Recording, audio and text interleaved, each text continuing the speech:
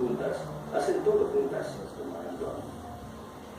A medida que Mauchen continúa envejeciendo, aunque su apetito y sentido del olfato parecen intactos, se vuelve cada vez más difícil para ella moverse, y ella no mira bien ya.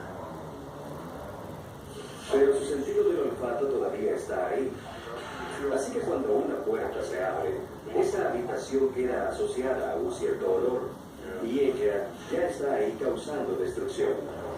Bueno, no mucho, pero derriba las cosas y mordisquea la comida. Aunque parece que Mauchen vivirá para siempre, en 2010, a la edad de 43, el zoológico debe ponerla a dormir.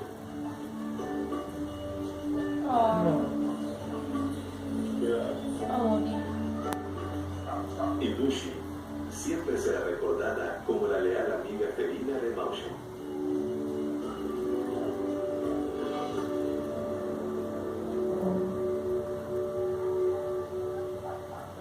En